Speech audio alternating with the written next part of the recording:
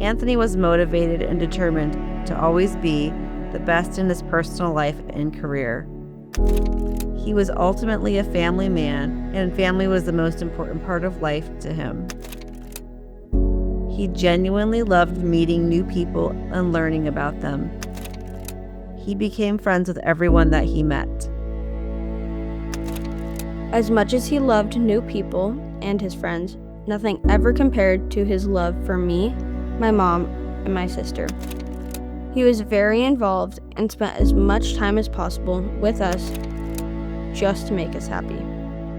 He was also coaching my softball team, my sister's softball team, and was on the softball board. My dad was funny, strong, amazing, and the kindest person that you would ever meet. He had big muscles because he loved to work out, and he never gave up. Anthony was our family rock. He was the best dad to our daughters, and the girls have always looked up to him. He was my partner and my best friend. He's the one I would go to with anything, and he always had the best advice. He came up with a handshake for each of us and never failed to remember them, and we did them every night.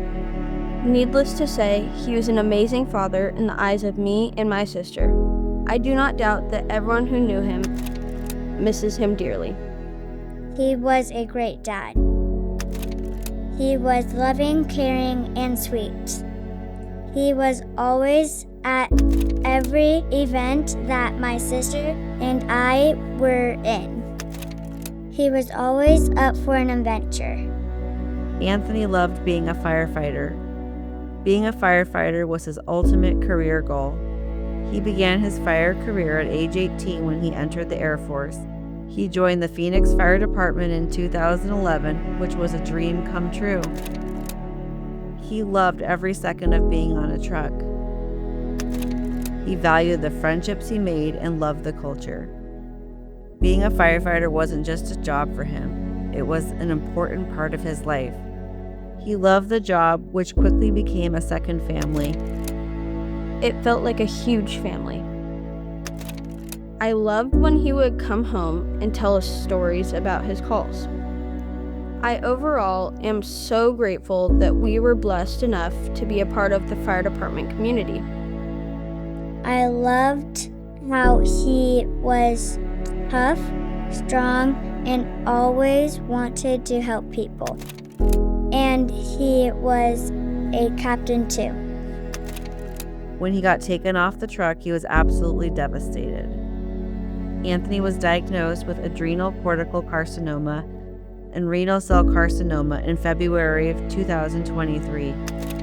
I'll never forget when he called me at work. My heart broke as he told me the news, and I burst into tears. I asked if he was okay, and his response was, "Of course, I've got this."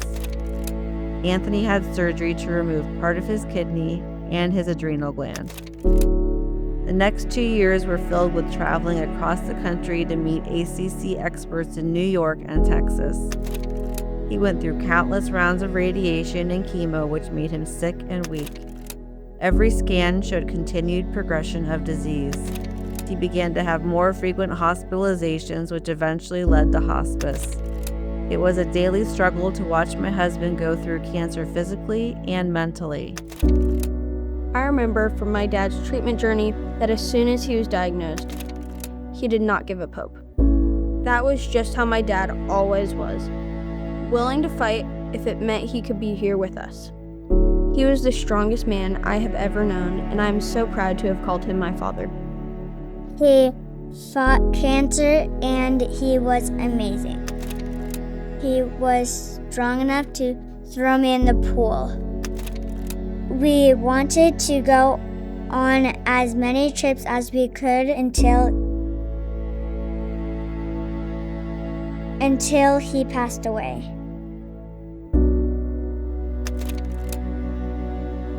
Life is different now that he is gone.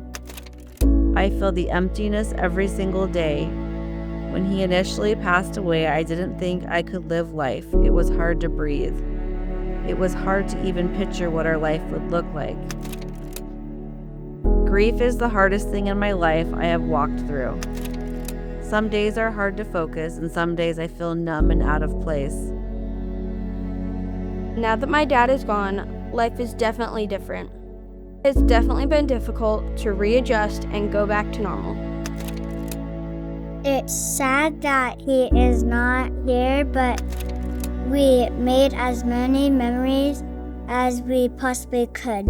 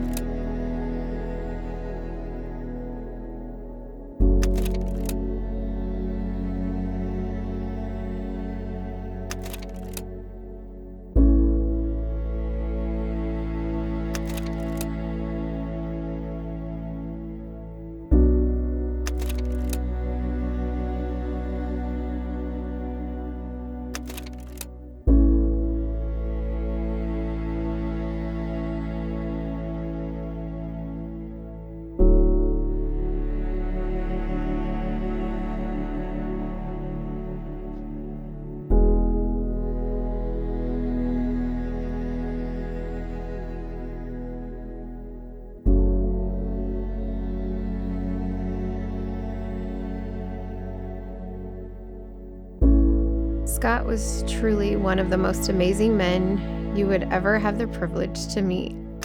Loyal, humble, hardworking, funny, charismatic, genuine, incredibly kind and selfless, but most of all, the greatest husband and father we could ask for. There isn't a word that can describe my dad. He was just so full of positivity and filled with light, and he would give little pieces of his light to every single person he talked to. That basically tells you the kind of person he was. When I think of the man my dad was, there is one saying that comes to mind. A phrase I heard shortly after he passed that has stuck with me since. He was taken so early because he was simply too perfect for this earth. He was our everything. He was my soulmate, love of my life, and truly my favorite person. He was my friend since we were 13. I remember him always being tired and getting no sleep from shifts at work, yet you wouldn't suspect a thing. He would play with me and my toys, film YouTube videos, all of that, even though he was so exhausted. Scott knew he wanted to be a firefighter from a very young age. He loved it. From the adrenaline rush to the people he was able to help and save, it was his calling and he was great at it. There's no doubt in my mind that firefighting was his perfect calling. He was born to do it. Although he was gone often, the pride of knowing my father was saving lives and putting out fires always brought me comfort. In May of 2024, Scott was having headaches and some sinus pressure. Got a prescription for a sinus infection. Didn't help. We started noticing his right eye beginning to swell. With headaches still persistent, he came off what would be his last shift, July 22nd, 2024. Scott was diagnosed with a tumor. 2 days later, he was diagnosed with cancer. When my dad told us he had cancer, I didn't think much of it. Partially because he was so positive about it, and also because I'd never really had a negative experience with cancer. I didn't know it could be life-threatening to somebody who was so healthy and never even got sick. But only 10 days later, when he was hanging on to life by a thread, did I realize what we were dealing with. Nut carcinoma, an extremely rare and aggressive cancer, is what he was diagnosed with.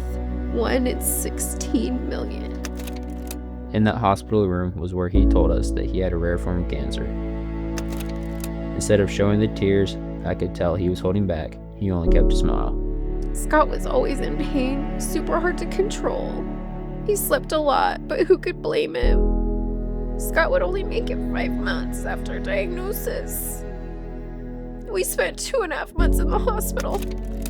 My last memories of him are not him being his bright, cheery self. It's haunting memories of being in a room for 3 days with a sick person that I don't even recognize, saying goodbye and telling him I love him, and just having a hope he hears it. It's hard without him here, and I miss him every day.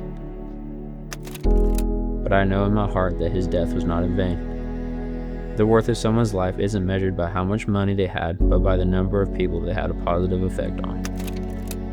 And no one had a bigger effect than my father did.